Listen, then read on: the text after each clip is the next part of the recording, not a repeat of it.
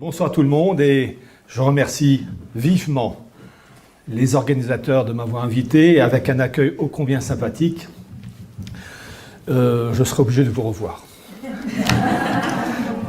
pour le repas. Blague à part. Alors, le sujet de ce soir, le titre que j'ai proposé, c'est « Mondialisme, origine et conséquences ». Bon, avec ça, on met beaucoup de choses. Je suis obligé, évidemment, de canaliser tout ça, et j'ai en particulier ciblé quelques sujets comme la Russie, l'Ukraine, avec les ukronazis, etc., le monde occidental, l'OTAN, Israël, sionisme, sur fond de gouvernance mondiale et de réparation du monde qui est le fameux Great Reset, grande réinitialisation. La version actuelle, ça s'appelle en fait le Tikkun Olam, qu'on retrouve dans la couverture du Time, qui est en couleur dans mon livre des origines du mondialisme, avec la planète Terre et l'échafaudage qui va avec, j'en parlerai mieux. Avant de véritablement démarrer, en préambule, je dirais que l'intervention militaire russe en Ukraine, le 24 février de cette année, a conduit véritablement à un basculement du monde avec une cassure. Cassure entre d'un côté la Russie et puis ce qu'on appelle les BRICS, tout ce qui est donc, outre la Russie, le Brésil ou l'Afrique du Sud, encore l'Inde, et puis de l'autre, l'Ukraine et l'Occident, avec en arrière-fond la position louvoyante de l'État d'Israël. Cassure qui a révélé des oppositions multiples, économiques entre ces deux mondes, économiques, énergétiques, financières, mais aussi stratégiques. L'Ukraine, oui ou non, dans l'OTAN ou dans l'Union européenne. Civilisationnelle, entre une Russie défendant certaines valeurs classiques, pas pour tout, mais certaines valeurs classiques, opposées, alors valeurs classiques, la famille traditionnelle, mais opposées au monde occidental pro-LGBT. Et puis des oppositions d'ordre spirituel, puisque on constate, quand on étudie un peu la chose, que vous avez certaines factions juives, j'ai bien dit certaines, qui considèrent l'Ukraine, ou plus exactement la partie orientale de l'Ukraine, comme une seconde Judée. Très intéressant de voir ça, en raison de la conversion progressive des Khazars au judaïsme à partir du 8e siècle, ce territoire qui s'étendait en gros de la partie orientale de l'Ukraine jusqu'à la mer Caspienne. Et il y a même certaines factions juives, pas toutes, mais qui verraient bien ce territoire anciennement khazar être une sorte d'Israël ukrainien. D'autres s'y opposent farouchement. Donc il y a des bagarres internes.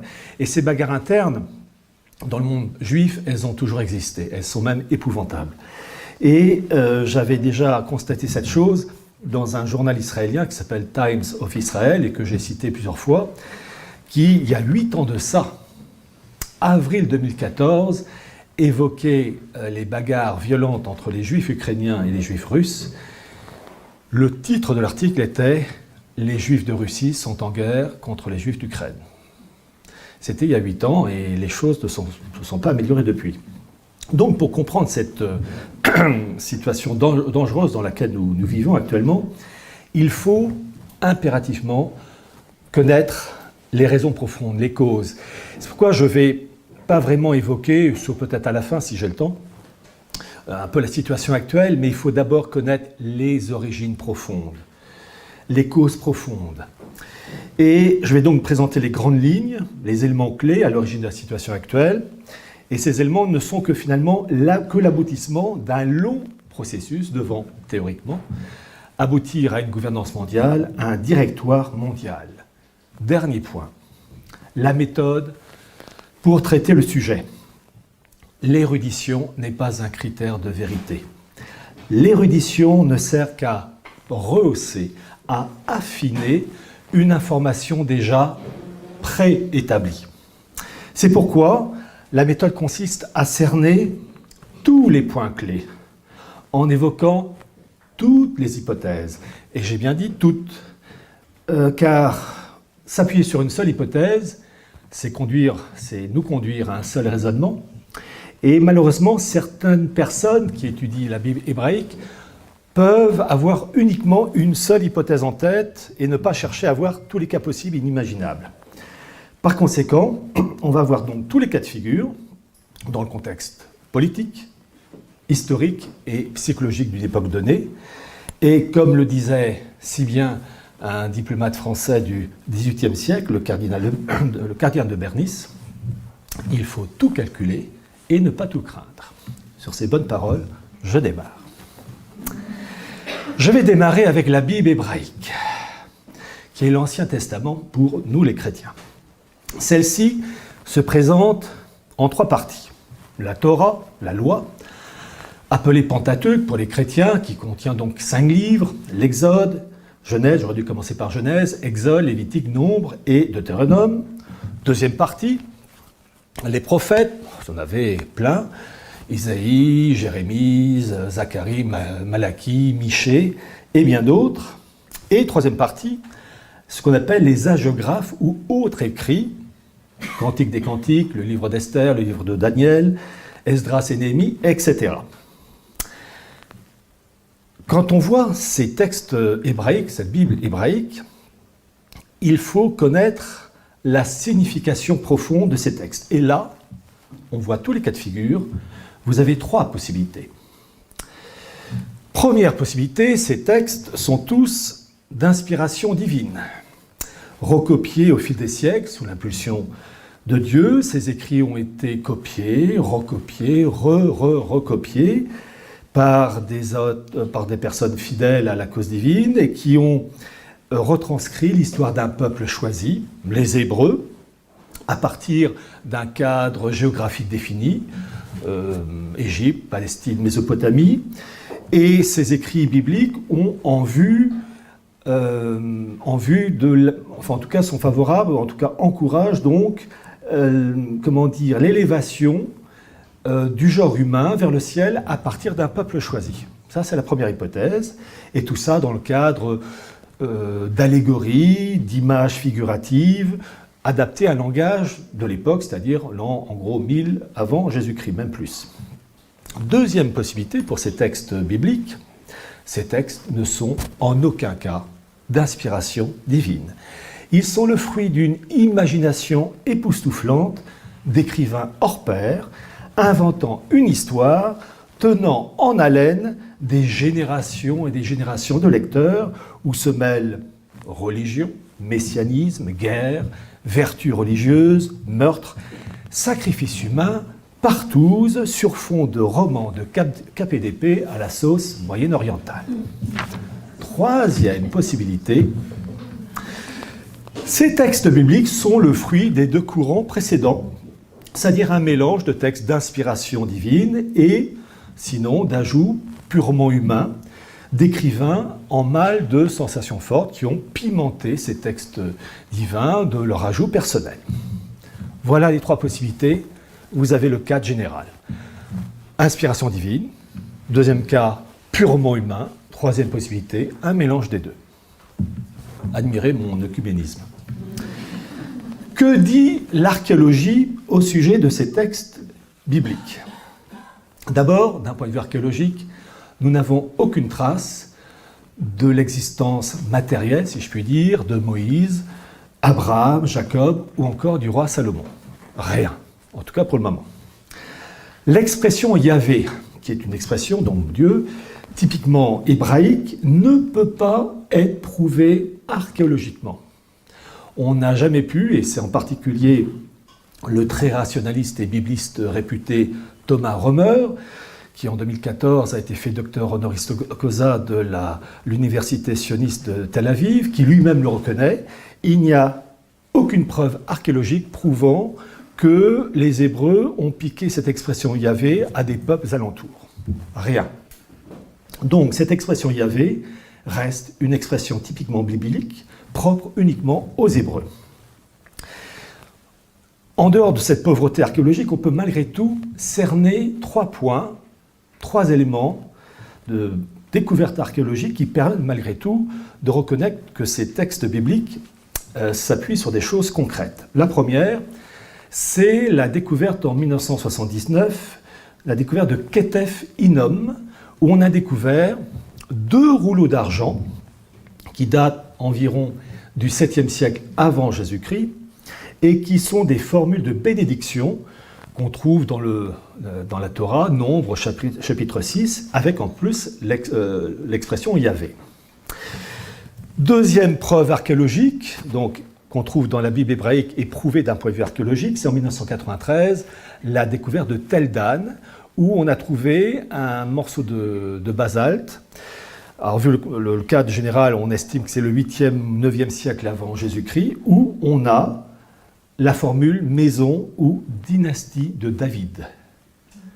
Donc on n'a pas son fils Salomon, mais on a la preuve archéologique de l'existence de cette expression maison de David. Et la troisième preuve archéologique, alors celle-là, elle est béton, ce sont les fameux manuscrits La Mer Morte, Qumran, découverts entre 1947 et 1956 dans plusieurs grottes. Vous avez environ 900 rouleaux. Essentiellement en hébreu, mais aussi un peu en grec et en araméen, qui s'étale du IIIe siècle avant Jésus-Christ jusqu'au 1er siècle après Jésus-Christ. Pour information, ces documents archéologiques absolument extraordinaires, je ne vais en citer que 3, mais pour ceux qui voudraient aller plus loin, vous avez donc rouleau de la mer morte. Eh bien, vous avez le site officiel de ces documents qui ont été scannés avec les explications qui vont avec. Vous tapez donc Dead Sea Scrolls et vous aurez tous ces documents scannés, tous ces fragments, et avec les explications qui vraiment corroborent ce qui est raconté dans cette Bible hébraïque. Et en particulier, vous avez, parmi ces nombreux documents, le fameux fragment appelé 7Q5, qui est un extrait des écrits de l'apôtre Saint Marc, donc l'époque du 50 vers 50 après Jésus-Christ, donc qui prouve l'historicité des évangiles. Vous avez, deuxième exemple, l'intégralité des 66 chapitres du prophète Isaïe. La copie date du IIe siècle avant Jésus-Christ, et c'est fort intéressant parce qu'on peut comparer cette copie du IIe siècle avant Jésus-Christ avec la plus ancienne Bible hébraïque, qui s'appelle le Codex d'Alep, qui date de 920 après Jésus-Christ, et quand on compare, c'est pareil. Parce que vous savez, on aurait pu dire, comment ça s'appelle, ces 66 chapitres ont été rédigés après le Christ, donc on a remanié les textes pour que ça colle. Non, on a un document, les 66 chapitres, une copie du IIe siècle avant le Christ, qui annonce bien des choses, et quand on compare avec ce qui s'est passé après, eh bien, il y a des points communs, plus que des points communs, une concordance parfaite. On a découvert, entre autres, dans ces grottes de Qumran, une chose très intéressante, en particulier 200 rouleaux bibliques en grec. Et là, c'est vers le IIIe siècle avant Jésus-Christ, vous aviez une forte communauté juive en Égypte, à Alexandrie, les érudits. Et ils ont traduit, à leur initiative, les textes bibliques de l'hébreu en grec. Et la langue grecque, c'est la langue de prestige, la langue de communication à l'époque, donc c'était un événement très important parce que ça permettait de diffuser des informations en langue grecque connues par tous les élites du pourtour méditerranéen. Donc c'est vraiment un événement extraordinaire. Et on retrouve donc ces textes traduits en grec qu'on appelle la Septante, en raison de la traduction par 70 juifs, 70, ça c'est la version en grec, qui va donc donner l'Ancien Testament, et plus tard ça sera en latin, c'est la fameuse Vulgate de Saint Jérôme. Bon. Et donc c'est vraiment capital parce que ça a été fait à l'initiative des élites juives d'Alexandrie, qui ne se sont pas rendus compte qu'il permettait la diffusion de la Bible hébraïque dans une autre langue, une langue de prestige, le grec, permettant aussi de fixer la religion hébraïque en dehors de la communauté juive. Et ils s'en sont mordus les doigts, car cette traduction en grec, la Septante, a été peu à peu et à la fin complètement rejetée par les élites juives, considérant cette traduction comme une faute énorme, comparable à la faute commise par les Hébreux avec le veau d'or. Donc ils s'en sont mordus les doigts. En dehors de l'aspect archéologique, que racontent ces textes bibliques? Et là, il faut trouver le fil d'Ariane, le fil directeur. Alors certes, ça commence par la création, la Genèse, et très rapidement, vous avez le premier couple, un homme, une femme, Adam et Ève, ils sont à poil, ça se passe très bien. Et puis, il y a le serpent tentateur qui dit à Ève, au sujet du fruit défendu, « Vous serez comme des dieux ». Et Ève cède, mais elle entraîne dans sa tentation son mari, enfin l'homme, Adam. Et le fil directeur de toute cette histoire biblique, que ça soit d'inspiration divine, que ça soit invention purement humaine ou un mélange des deux, le fil directeur c'est quoi? C'est un ensemble de guerres, de déportations, de vertus religieuses, de sacrifices humains aussi, avec, malgré tout, le choix d'un peuple choisi, les Hébreux, avec 12 tribus. Parmi ces 12 tribus, il y a une tribu qui est ciblée, la tribu de Juda. Au sein de cette tribu de Juda, il y a un homme qui est particulièrement ciblé, c'est le jeune David.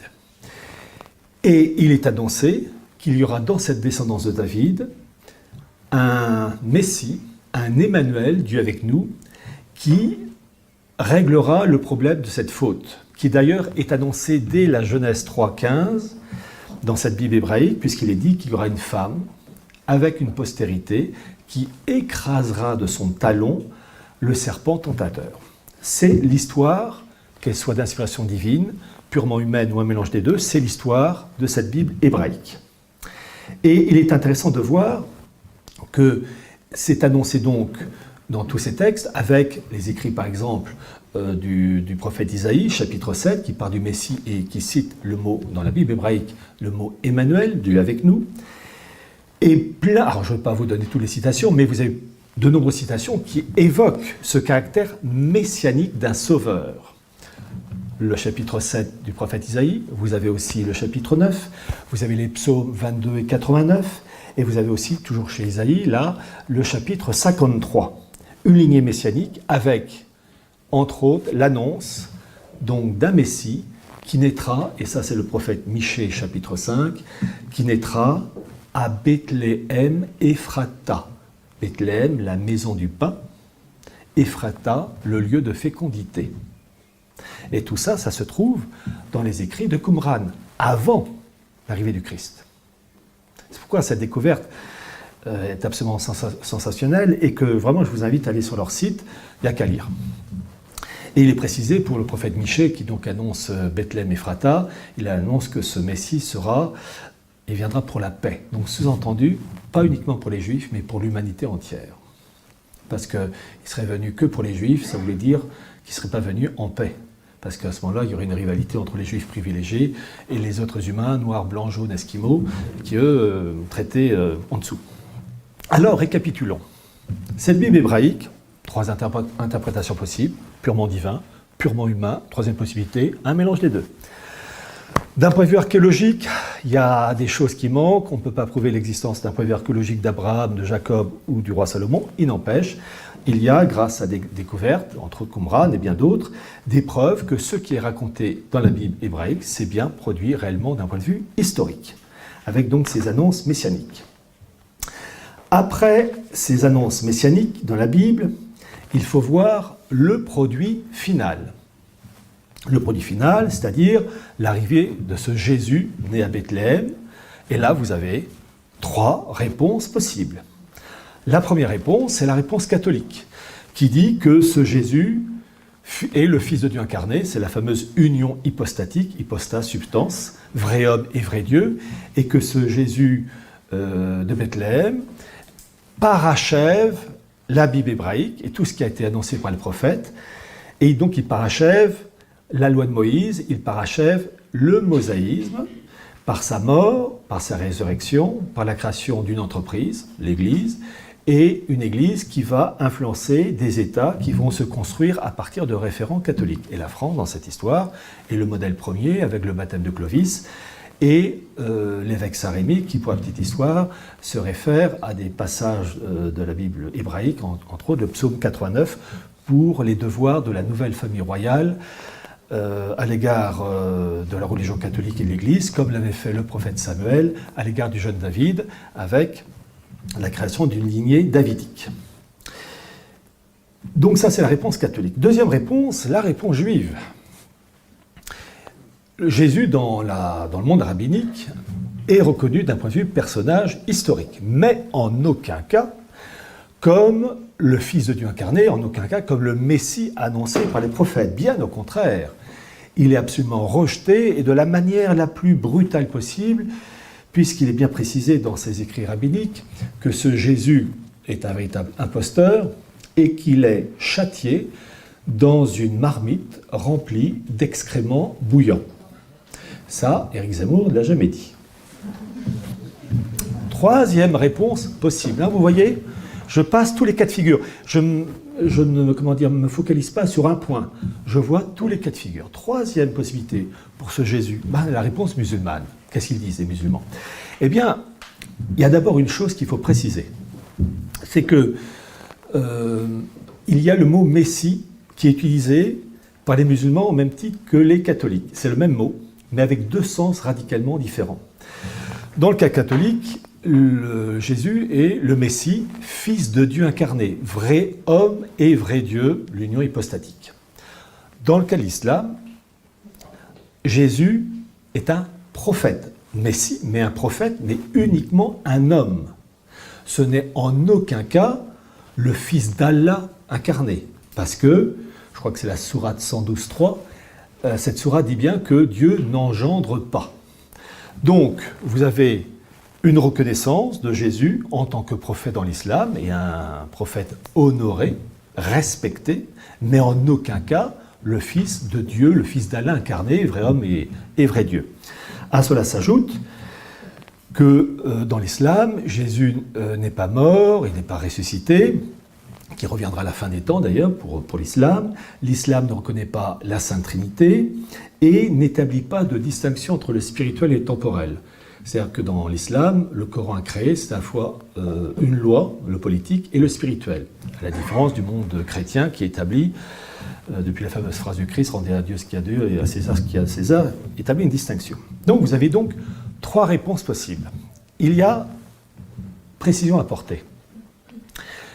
Le judaïsme rabbinique et l'islam ont... Il y a deux éléments. Le premier élément, ils s'opposent, et un deuxième point, ils se ressemblent. Le premier point, ils s'opposent, c'est dans la considération qu'ils portent au Christ. Dans le judaïsme rabbinique, c'est un rejet complet, marmite, châtier, tout ça dans des excréments bouillants, c'est pas terrible. Alors que dans l'islam, c'est tout l'opposé. Le Jésus de l'islam, le Jésus coranique, il est respecté, honoré, c'est un prophète de valeur. Donc, en ce domaine, il y a une totale opposition. Là, en revanche, il y a un point commun entre ces deux religions, c'est que dans les deux cas, ces deux religions ne reconnaissent pas le Christ comme le Fils de Dieu incarné, à la différence du catholicisme. Et pour les élites rabbiniques, il y a donc, si je puis dire, une hiérarchie de l'horreur. Dans ce sens que les élites juives disent, pardonnez-moi l'expression, ces cochons de catholiques, ils nous ont volé notre Messie, ils prétendent que ce Jésus c'est le Messie annoncé par le prophète, c'est faux, c'est mensonger. Nous, les Juifs, on attend notre Messie qui doit apporter la gloire à Israël, Israël dominant les nations, et ces chrétiens, ils ont l'audace de dire que, non, que tout ce qui a été raconté dans la Bible hébraïque, c'est fait, c'est réglé. Donc, il y a un rejet violent de la part des élites rabbiniques à l'égard du catholicisme, qui est moins violent, en tout cas, à l'égard, de la part des élites juives, à l'égard de l'islam. Pourquoi? Parce que ces élites juives disent, au moins les musulmans, certes, ils respectent énormément ce Jésus en tant que prophète, mais ils n'ont pas l'audace, le culot, l'outrecuidance de dire que c'est le Fils de Dieu incarné. Donc, il y a un décalage dans l'horreur. Les catholiques, pour les élites juives, sont pires en raison de cette reconnaissance messianique du Christ, chose qui n'est pas faite dans l'islam. Donc vraiment, là, ce que je dis, c'est purement factuel. Je ne dis pas que c'est bien, c'est mauvais, même si à titre personnel, Bon, mais il n'empêche, il y a quand même un constat à faire. Donc, face à ce culot pour les élites juives de ce catholicisme qui affirme la messianité d'un Christ et qui plus est d'un Messie souffrant, et ça, je vous demande de retenir cette expression, car c'est en particulier le chapitre 53 d'Isaïe qui évoque bien ce côté, le Christ Messie souffrant. et c'est une expression capitale, vous allez comprendre pourquoi, face à cette montée en puissance du christianisme dans l'Empire romain, qui est reconnu en 313 avec l'édit Constantin, les élites juives, les élites rabbiniques, décident de contre-attaquer pour barrer la route, ou en tout cas de tenter de barrer la route, à ce maudit catholicisme. Et pour cela, il y a 3 armes, le Talmud, la Kabbale, le noachisme. Pour comprendre la réaction juive à la montée en puissance de ce christianisme, et ça c'est la méthode, il faut comprendre la manière de raisonner de ces gens-là. Il ne faut pas dire « moi, je pense que »,« moi, je ». Non. Il faut dire « je mets de côté mes convictions et j'essaie de comprendre la manière de raisonner de la partie d'en face. » Comme une enquête policière, on étudie le comportement d'un criminel, d'un voleur, on va essayer de comprendre sa manière de raisonner. Ce n'est pas pour autant qu'on adhère à ce qu'il a fait. Ben là, c'est pareil.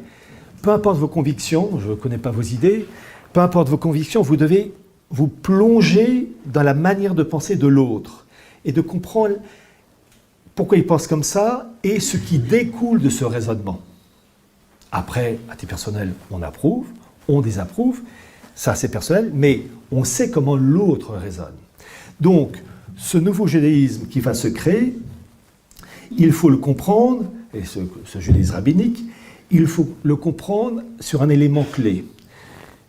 Il s'élabore en raison de l'opposition violente, rageuse de la synagogue rabbinique à l'égard de cette idée que le Christ est le Fils de Dieu incarné. C'est le principe de l'incarnation.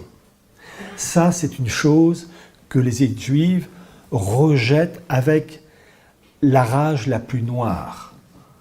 Je ne dis pas qu'elles ont raison, je ne dis pas qu'elles ont tort, même si à titre personnel, vous connaissez mes idées, mais j'essaie vraiment d'exposer la manière de raisonner.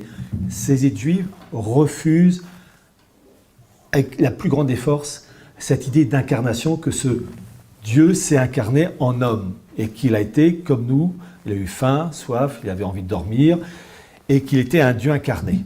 Ça, c'est insupportable pour ces dirigeants rabbiniques et ils disent, donc il y a une usurpation et ces élites disent, nous on attend toujours notre Messie. Et précision, les élites rabbiniques rejettent avec force cette idée donc d'incarnation et de tout ce qui suit après, c'est-à-dire l'Église, qui est l'entreprise, entre guillemets, créée par le Christ, avec les prélats qui vont avec, et puis aussi les États qui s'inspirent du catholicisme. Donc ce sont vraiment des horreurs pour ces élites rabbiniques. Par conséquent, pour contrer ce mal, selon eux, ces élites rabbiniques vont mettre en place le Talmud. Le Talmud, vous en avez 2, vous avez le Talmud de Babylone et vous avez le Talmud de Jérusalem, composé de la Mishnah, les écrits, et de la Gemara, les commentaires de ces écrits. Ces 2 Talmuds ont été élaborés entre 100 et 500 après Jésus-Christ, chiffre arrondi. Et là, je vous demande de tenir le coup, même avec une digestion difficile. J'ai dit de 100 à 500. C'est pas moi qui le dis, ce sont les études officielles. Ça a été élaboré de 100 à 500. Face à un christianisme montant en puissance. Et il faut le comprendre dans ce sens que ce nouveau judaïsme s'est construit uniquement en opposition au christianisme, entre 100 et 500, pas l'islam. Parce que l'islam, entre 100 et 500, n'existe pas. Il y a une réalité historique et chronologique. L'islam n'apparaît qu'au 7e siècle.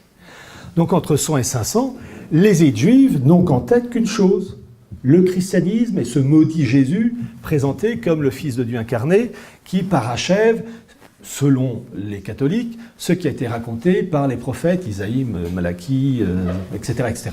Donc bien comprendre que le nouveau judaïsme qui se crée, le Talmud, s'est créé en opposition au christianisme, à ce principe absolument détestable pour ces élites, de l'incarnation et des conséquences spirituelles et politiques qui vont avec. C'est ça.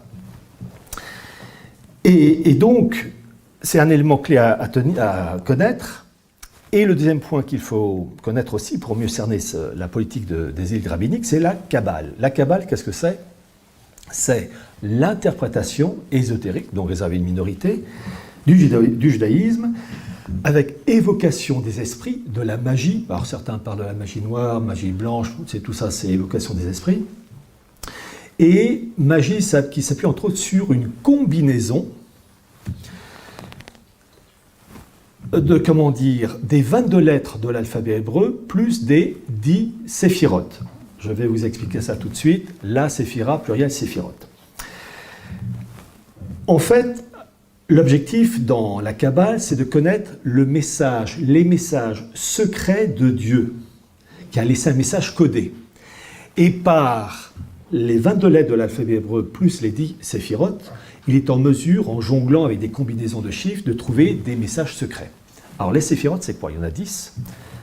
Ce sont les qualités propres au Dieu de la Kabbale.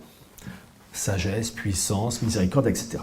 Chose très importante à connaître. Vous en avez 10. Les 9 premières de ces qualités du Dieu de la Kabbale sont masculines. La 10e qualité, la séphira, numéro 10, est féminine. Et l'idéal, c'est la fusion de ces qualités masculines et féminines pour aboutir à un Dieu androgyne. Donc masculin, féminin mêlé. Et l'androgynie qui frappe nos sociétés, démasculinisées, ça vient de là. Quand vous voyez l'influence de la Kabbale dans l'art, regardez Léonard de Vinci, le Saint Jean-Baptiste de Léonard de Vinci, il est androgyne. Léonard de Vinci était plongé dans la mystique juive, dans la Kabbale. La Renaissance, c'est ça. Hein. La Renaissance, c'est avec Pic la Mirandole, enfin Pic la Mirandole, c'est un peu avant. C'est une mystique qui imprègne et qui rejaillit même dans l'art. Quand vous avez le fameux film de Mel Gibson, le Satan, à un moment donné, on le voit, il est androgyne. Pour ceux qui ont vu le film. C'est pas l'effet du hasard. Et ce qu'a fait Mel Gibson dans ce film, c'est très très bien vu. C'était indirectement un message envoyé aux élites rabbiniques et, croyez-moi, elles ont compris. Et ce Dieu de la Kabbale, et ça va répondre à une remarque d'une personne avant ce repas plantureux, au sujet de la révolution. Ce Dieu de la Kabbale, il s'appelle l'En Sof. E-N, trait d'union, Sof, S-O-F. Et quand on lit les travaux du grand spécialiste Gershom Scholem, qui est un Israélien, à l'origine un juif allemand devenu citoyen israélien, qui est le grand universitaire au sujet du messianisme juif, Kabbale et compagnie, il n'y a pas que lui, il y a Charles Mopsik aussi, mais Gershom Scholem a vraiment ouvert les portes. Il explique que l'En Sof, qu'est-ce que c'est? C'est le Dieu infini de la Kabbale, c'est l'être suprême qu'on trouve dans le préambule de la Déclaration universelle des droits de l'homme de 1789, où il est écrit « sous les auspices de l'être suprême ». Et en fait, c'est sous les auspices de l'En Sof. Nous reposons depuis plus de 2 siècles sur un socle kabbalistique. Et lorsque vous avez la 9e de Beethoven avec la partie chantée, en fait, la partie chantée est tirée d'un poème de Schiller, l'écrivain allemand Schiller. Eh bien, il vous parle du Dieu infini qui se tient au-delà de la voûte étoilée avec les Götterfunken, les étincelles de divinité. Ça, c'est toute la Kabbale, parce que dans le Dieu de la Kabbale, il y a des étincelles de divinité. Et ce Dieu de la Kabbale, c'est l'un, l'apostrophe U majuscule N, ou Shema. C-H-E-M-A, le Dieu un et indivisible, comme l'est la République une et indivisible. Nous vivons depuis plus de 2 siècles sur une marque kabbalistique. Et qui le sait? Voilà. Alors, quand on connaît ça, on peut préciser, au sujet du Talmud et ensuite de la Kabbale, un élément clé qui a été élaboré durant le 1er siècle après Jésus-Christ, qu'il faut impérativement connaître, et j'espère pouvoir terminer à peu près mon plan d'ici la fin pour vous montrer la logique du système. C'est un document qui a été écrit par ces élites rabbiniques rebelles. Ce texte s'appelle les Targum. Et ce document dit ceci. je rappelle que ce nouveau judaïsme s'est construit en opposition au Christ, au Messie souffrant, qu'on retrouve, je vous dis, dans le chapitre 53, entre autres, d'Isaïe. Eh bien, dans ce document, les Targums, le peuple juif est considéré comme le peuple souffrant, destiné à souffrir pour la rédemption de l'humanité. 1er siècle après Jésus-Christ. Retenez ça, parce que là, on commence à tirer la ficelle et qui va permettre de comprendre l'évolution de l'histoire. J'ai dit Talmud, Kabbale, j'ai rajouté ce petit document, enfin, entre guillemets, Targum. Troisième document, troisième pilier plutôt, le noachisme. Le noachisme, c'est la religion élaborée par le monde rabbinique à l'égard des non-juifs, les goïms. Et pour information, vous pouvez lire le travail qui a été condensé par un rabbin italien qui s'appelait le rabbin Ben Amozeg en 1914, Israël et l'humanité. Bon, je me suis servi de ses travaux, mais il ne fait que reprendre, comment dire, un idéal rabbinique qui remonte à des siècles et des siècles. Il y a, dans le noachisme, plusieurs lois, il y en a 7 en particulier, qui ont été déjà adoptées par l'État américain, les États-Unis en 1991. Ces lois noachides adoptées par l'État américain comme socle, c'est le terme utilisé, bedrock, je crois le terme en anglais, comme socle de la société américaine. Mais il y a 3 éléments clés à retenir dans ce noachisme. Vous voyez, j'essaye d'être le plus synthétique sur des sujets vastes et puis de remonter jusqu'à notre époque.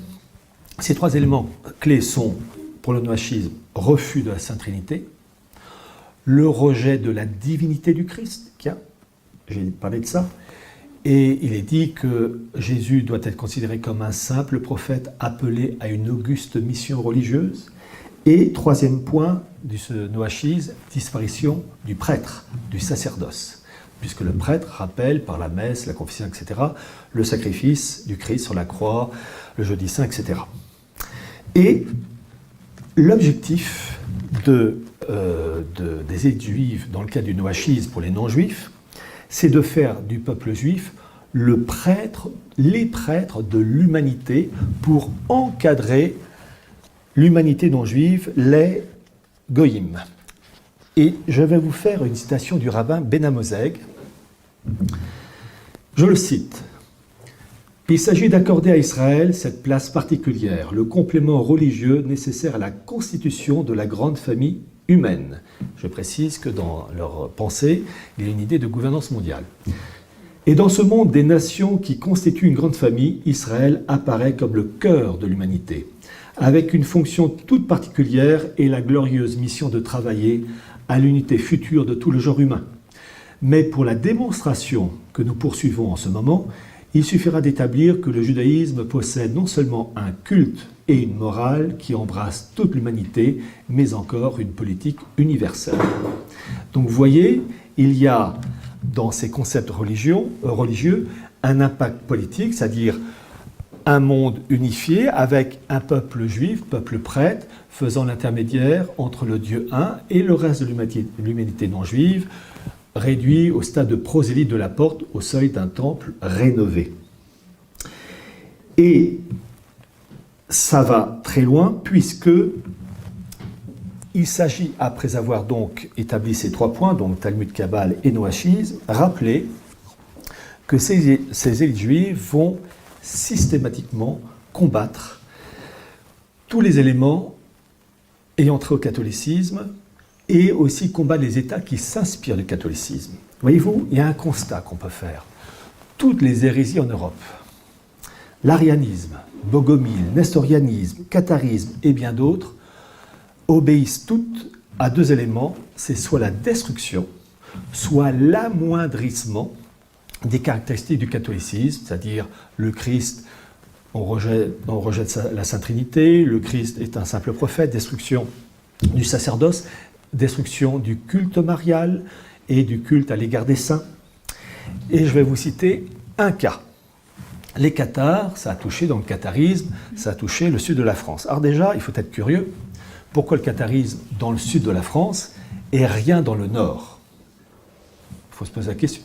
Pourquoi il n'y a pas eu de catharisme en Normandie ou en Bretagne?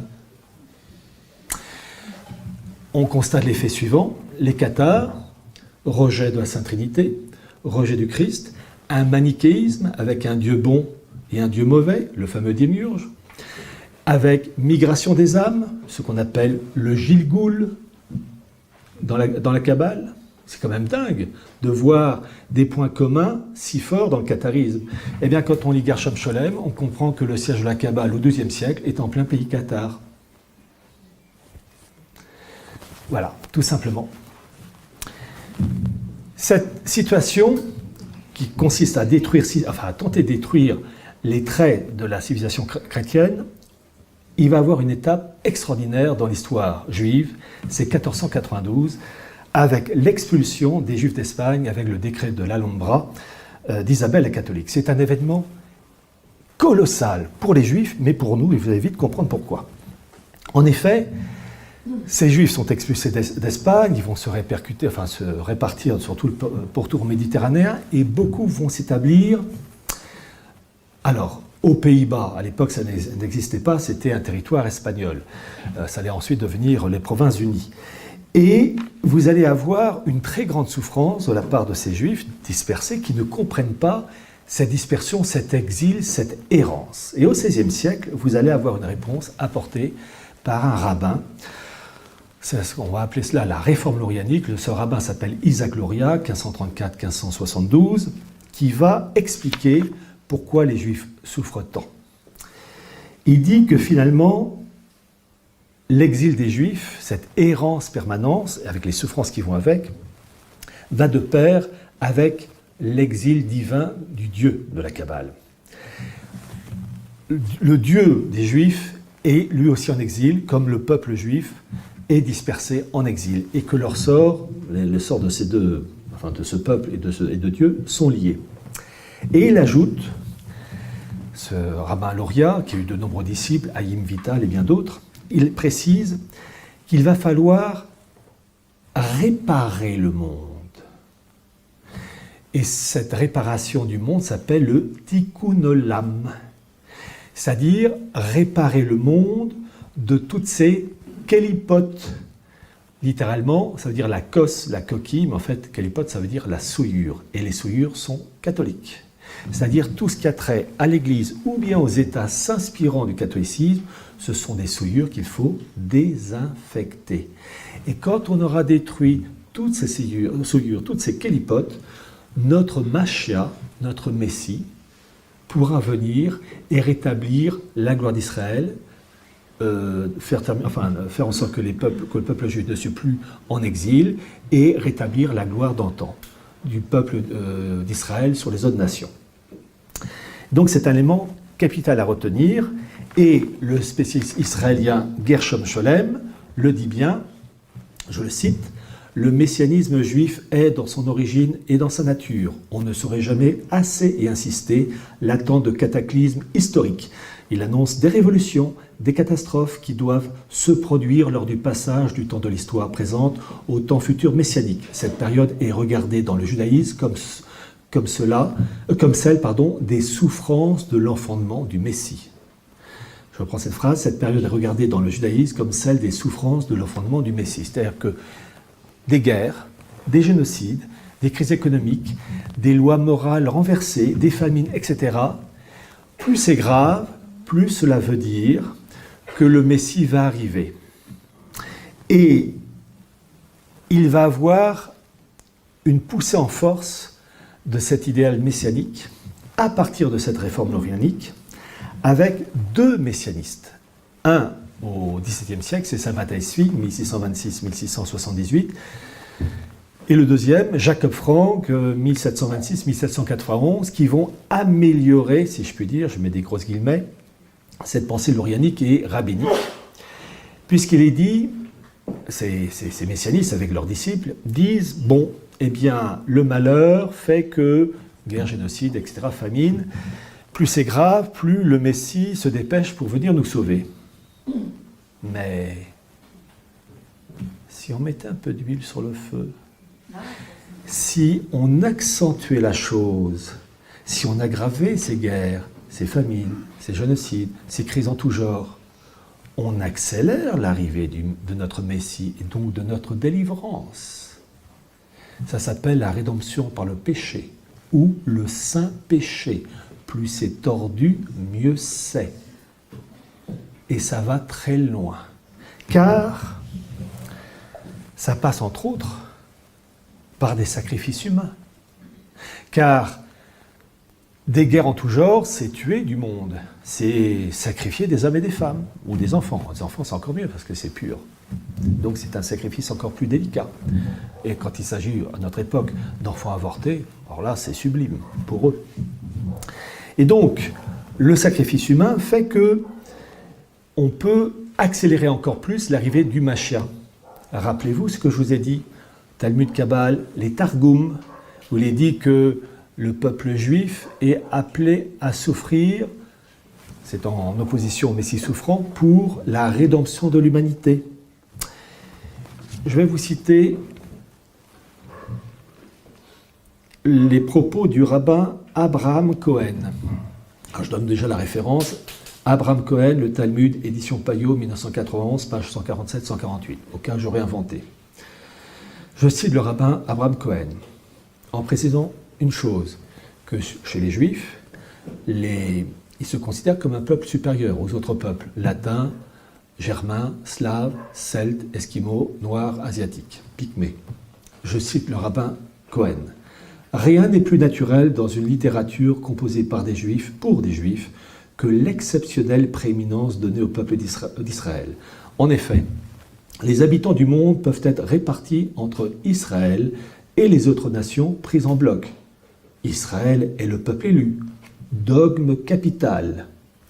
Partout, le Talmud insiste expressément sur la parenté étroite et unique qui existe entre Dieu et son peuple. La relation qui unit Israël à Dieu est si intime que la manière dont Israël est traité sur la terre a sa répercussion sur Dieu dans le ciel. Et quand vous connaissez ça, et quand ces gens-là connaissent ça, ils disent on va pouvoir chatouiller les moustaches de Dieu par des sacrifices humains. Alors je tiens à préciser une chose, ces concepts sont acceptés par certaines factions juives. Vous en avez d'autres factions juives qui s'opposent farouchement à ce concept profondément satanique. Et donc vous allez avoir des bagarres terribles, et en particulier, vous allez avoir parmi, j'ai cité le messianiste Jacob Frank, ce messianiste du XVIIIe siècle, cette volonté de favoriser des sacrifices humains, et en particulier de tuer des juifs. Et il l'a dit d'une manière archi-officielle. J'ai eu le privilège de publier dans un de mes livres, Archives du mondialisme, un document, c'est peut-être ma plus belle annexe, si je puis dire. Vous avez une équipe d'universitaires juifs américains de Cincinnati, dirigée par Ben Zion Wacholder. Ils ont trouvé le document d'origine écrit de la main de Jacob Frank de 1767 et de 1768, tout le programme en hébreu. Ils l'ont présenté et expliqué en anglais, et dans le bouquin Archimondialisme, il est traduit en français. Je vais vous citer deux petits passages qui vont, je pense, vous faire plaisir. Je cite les propos de Ben Zion Wacholder, celui qui a mené cette recherche universitaire et qui résume la pensée de Jacob Frank. Je vous cite deux points, il y en a plusieurs, mais il n'y en a que deux, déjà ça va. Premier point, on est au XVIIIe siècle. Jacob Frank prédit le massacre imminent des Juifs au sein de toutes les grandes et petites nations d'Europe dans le cadre de l'Apocalypse. Et le deuxième point, Jacob Frank, quand on dit Jacob Frank, lui et ses disciples qui se sont convertis faussement au catholicisme et qui ont eu pour Jacob Frank comme parrain de baptême Auguste Roi de Pologne, le grand-père de Louis XVI, Charles X et de Louis XVIII. Je cite donc Ben Zion Wacholder. Jacob Frank dirigera la rédemption d'Israël en soumettant le monde, y compris l'Église catholique. Croyez-moi, on comprend mieux Vatican II quand on a lu ça. Donc, je rappelle que Jacob Frank meurt en 1791. Les événements de 1789 sont extraordinaires pour lui et ses disciples. Pourquoi ? Parce que dans la monarchie française née du baptême de Clovis, le roi de France est le lieutenant du Christ, le Christ, c'est-à-dire le Messie, le Fils de Dieu incarné. C'est la kélipa, la souillure atroce à détruire. Et quand le 21 janvier 1793, la tête du lieutenant du Christ, Louis XVI, roule dans le panier de l'échafaud, c'est un jour de gloire extraordinaire pour ces gens-là. Il faut savoir que la Révolution française est considérée comme un événement, je cite l'expression, présentant un caractère hébraïque très prononcé. Ça, vous avez cette formule dans les archives israélites que j'ai consultées à la bibliothèque François Mitterrand.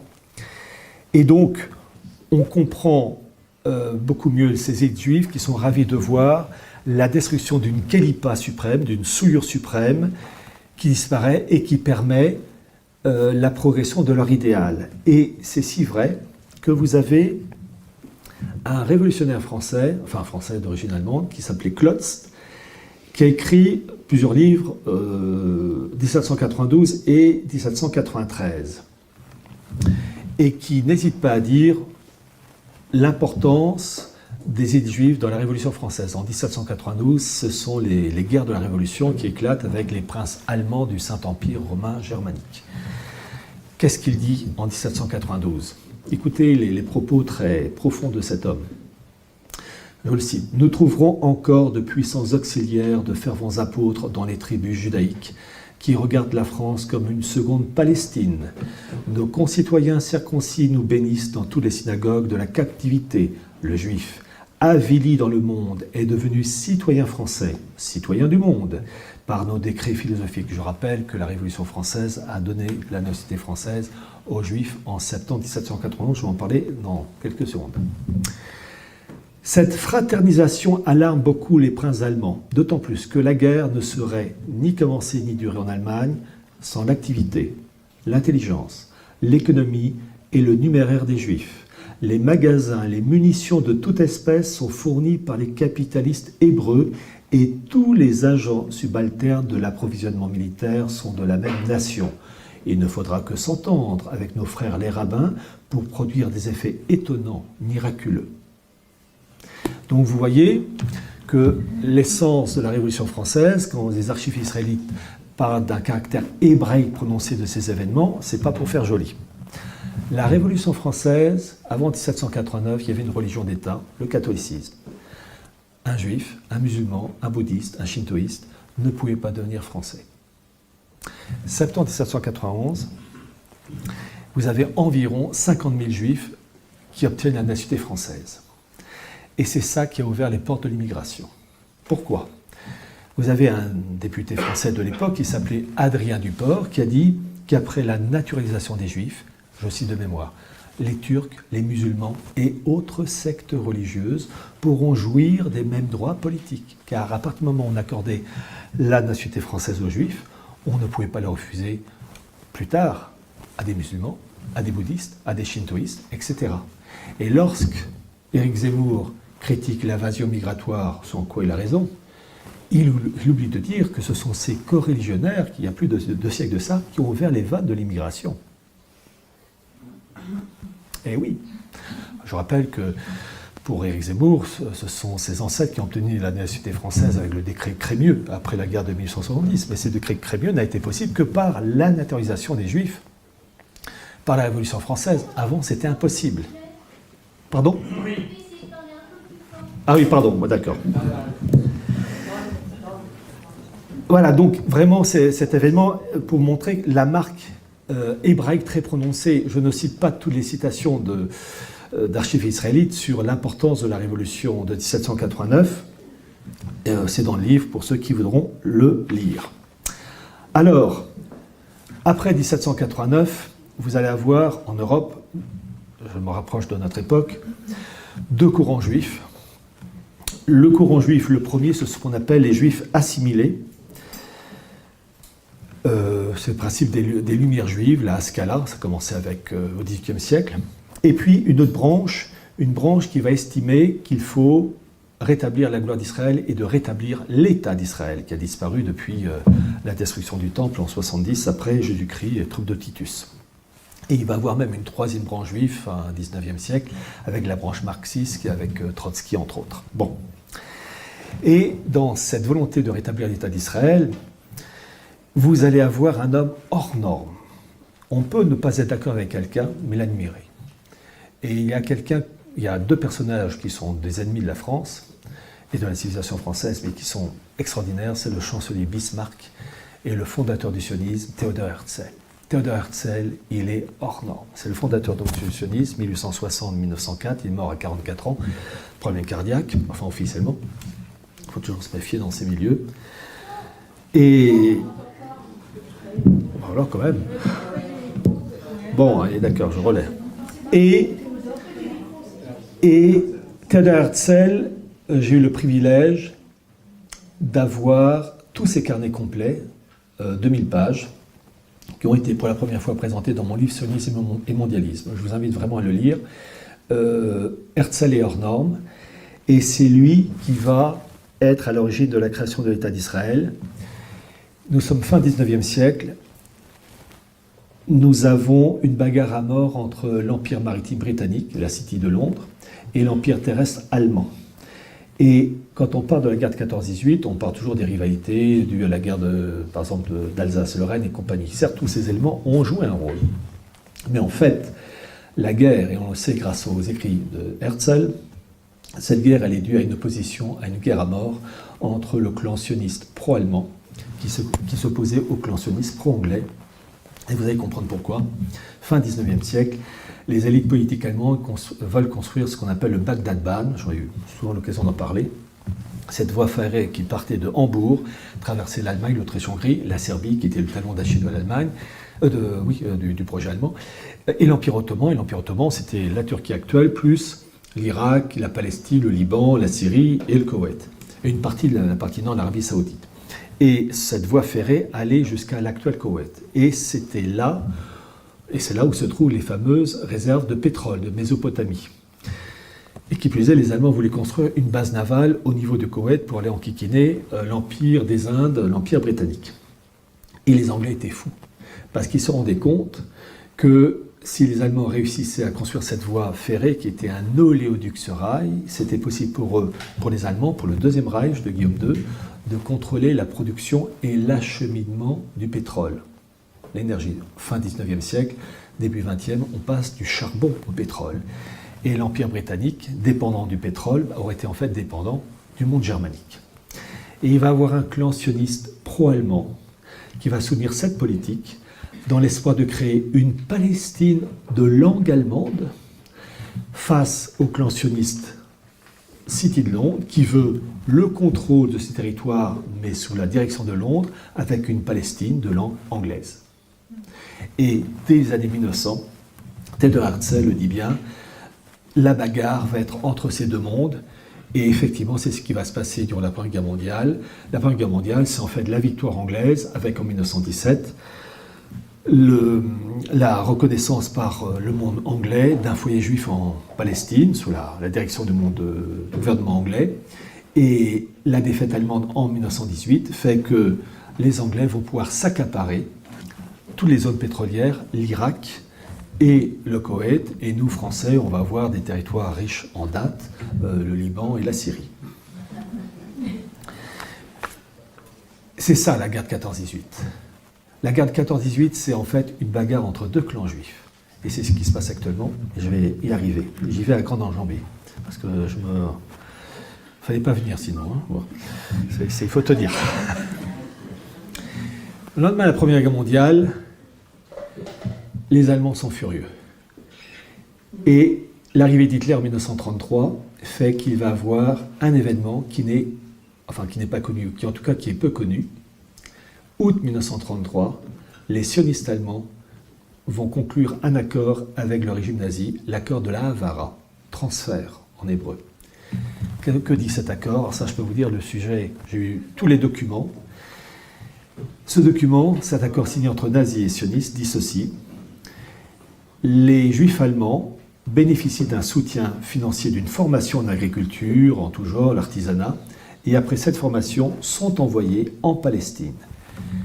Cet accord entre les nazis et les sionistes commence en août 1933 et se termine en avril 1941. Coopération étroite avec des moments de tension entre nazis et sionistes, il n'empêche que la représentation sioniste en Autriche, qui devient province allemande en 1938, est à Vienne, rue Marquerel, exactement en face du siège de la Gestapo. Et ils se donnaient rendez-vous pour discuter du flux migratoire juif germanophone en direction de la Palestine. Et cette information, on l'a dans le livre. C'est bon? Ah. Merci. Merci. Cette information, on l'a dans un ouvrage extraordinaire, l'ouvrage d'un juif autrichien qui est devenu israélien après la Seconde Guerre mondiale, qui est devenu d'ailleurs l'ambassadeur d'Israël à Rome, qui a travaillé aussi à la Knesset, enfin le Parlement israélien, qui a écrit un bouquin qui est sorti en 1975, Open the Gates, livre préfacé par le premier ministre israélien de l'époque, Golda Meir, pour vous dire comme c'est officiel, et page 29, j'ai encore la référence en tête, il explique que la représentation sioniste était exactement située en face de la Gestapo. Et ils s'entendaient comme ça. Mais voyez-vous, pour comprendre cette collusion entre ces deux mondes, attention, je tiens à préciser, avec des moments de tension, il y a eu des creux de vague, mais quand même, cette collaboration, elle a duré de août 1933 à avril 1941, et elle s'est tellement bien passée qu'à un moment donné, en 1934, les nazis, Goebbels en particulier, ils ont frappé une pièce commémorative avec d'un côté l'étoile de David et de l'autre la croix gammée. C'est archi-officiel. Hein. D'ailleurs, c'est sur la couverture de mon livre, c'est pour faire joli, pour frapper les esprits. Et cette chose est absolument authentique, et pour vous montrer la perversité de certains de ces dirigeants. Il faut bien comprendre qu'au sein des îles juives, il y a des factions diverses qui se tapent entre elles. Certaines étaient pour cette collaboration avec les nazis, d'autres étaient farouchement contre. Mais certains hauts représentants juifs avaient compris que les juifs tôt ou tard allaient passer un sale moment avec tonton Adolphe. Mais que pour cela, ils étaient prêts à sacrifier des juifs en tant que peuple souffrant. Rappelez-vous tout ce que je vous ai dit. Et c'est en particulier les propos du rabbin Stephen Wise, ancien collaborateur de Theodor Herzl et qui a été le président du Congrès juif américain de 1922 à 1946. Pour encourager sa collaboration avec les nazis, suite à l'accord qui se prépare, mais sachant aussi des risques qui allaient s'en suivre, il dit ceci en septembre 1933. Écoutez bien, avec tout ce que j'ai dit, le Targum, peuple juif souffrant, etc. Je cite le rabbin Wise. Encore une fois, le peuple juif est appelé à souffrir en tant que serviteur souffrant de l'humanité. Nous sommes appelés à souffrir afin que l'humanité et la civilisation puissent survivre et perdurer. Nous avons souffert avant. Nous sommes les éternels serviteurs souffrants de Dieu, de l'histoire du monde, qui est le jugement du monde. Donc vous voyez cette mentalité. Quand je vous ai dit que le nouveau judaïsme rabbinique s'est créé en opposition au christianisme, le Messie souffrant, c'est le peuple juif souffrant. On ne peut comprendre ça que par opposition. Ce nouveau judaïsme s'est construit en opposition au catholicisme. On ne peut comprendre que comme ça. Et je vais ajouter les propos du rabbin Rav Ron Shaya. J'ai vraiment mis la référence. Ça vient d'une vidéo du 24 mai 2014, où il dit ceci. Accrochez-vous. Je le cite. Les bienfaits de la Shoah, c'est inimaginable. Inimaginable. Grâce à quoi l'on vit aujourd'hui, si ce n'est par la mérite de cette souffrance? Tout à coup, après la Shoah, l'Organisation des Nations Unies, une des premières motions votées par l'ONU, on donne la terre d'Israël au peuple juif. Et par quel mérite? Alors, à un moment donné, il fait une petite faute de français. C'est pas toute la souffrance, en bon français, si ce n'est par toute la souffrance des Juifs qui sont partis. Alors, c'est souffrance. C'est terrible. Mais pour un peu de souffrance que tu as ici, tu reçois l'infini. Ça vaut le coup. Voyez-vous, si j'ai commencé il y a plus de 2000 ans, et vous faire comprendre cette opposition du judaïsme rabbinique face au Messie souffrant, on ne peut comprendre ces propos-là qu'en raison de cet arrière-fond. Et je vais terminer parce que là, ça commence... voilà. En fait, j'arrive à la situation actuelle, je passe intermédiaire. Alors, je termine par ces points-là. La situation actuelle, c'est quoi? Vous avez des oligarques autour de Poutine qui sont majoritairement juifs. qui s'appellent Vekselberg, Rothenberg, Kahn, Friedman, Milner, etc., qui tiennent l'économie russe.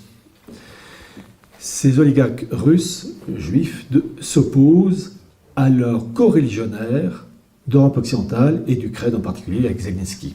C'est une opposition d'ordre économique, financière, mais comme je l'ai dit au début, civilisationnelle, entre les juifs russes qui sont pro-Lubavitch, du rabbin Berel Lazar, qui est un des conseillers de Poutine.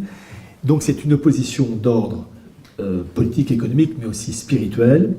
Vous avez dans le monde russe un personnage qui joue un grand rôle, c'est Douguine. Douguine, ne l'oubliez pas, et il le dit lui-même, c'est pas un secret, il est pro-René Guénon et Julius Evola, c'est-à-dire quelque chose qui est antichrétien par excellence. Guénon, qui a terminé sa vie comme dans le soufisme, partait de ce principe que dans toutes les religions, il y a un fond commun de sagesse, qu'il n'y a que l'extérieur qui change. C'est profondément antichrétien. Douguine est le conseiller intime, entre guillemets, le Rasputin de Poutine. Douguine est le responsable et le conseiller de Poutine. Il faut le savoir. Je crois même que Douguine a de la sympathie à l'égard de Crowley, Aleister Crowley, qui était un sataniste. Donc il faut le savoir aussi. L'époque que nous vivons, c'est une guerre qui arrive, qui est la troisième. La Seconde Guerre mondiale ont joué un grand rôle dans l'avancement de la cause judaïque en faveur de la gouvernance mondiale. La Troisième Guerre mondiale, officiellement, doit parachever cette bagarre à mort entre clans. Je ne sais pas à quelle vitesse les choses vont aller, mais malheureusement, sauf rationalité subite de la part des dirigeants russes, américains, israéliens, anglais, etc., turcs, et bien d'autres, tôt ou tard, on se dirige vers un conflit. En dehors des horreurs qui vont nous tomber dessus, il faut savoir que le monde dans lequel on vit, il nous verrouille. Dans le cas de la France, Macron. Et malheureusement, certaines choses ne peuvent être réglées que dans la violence. Je ne suis pas pro-violence, mais ces choses-là qui nous emprisonnent et qui font que peu à peu le système nous serre la vis et nous emprisonne, ces choses-là ne peuvent dégager que dans la violence, dans la souffrance. Et ça sera le seul avantage de ces événements douloureux qu'on va connaître, c'est-à-dire que nos dirigeants, nos tortionnaires, ils sauteront. Alors nous aussi peut-être, mais il y aura sur le nombre des survivants. Et je terminerai par la citation d'un génie qui était notre ennemi, mais qui voyait souvent très clair, c'était le chancelier Bismarck, qui disait que certains problèmes ne se règlent que par durch Eisen und Blut, que par le fer et par le sang. Je vous remercie.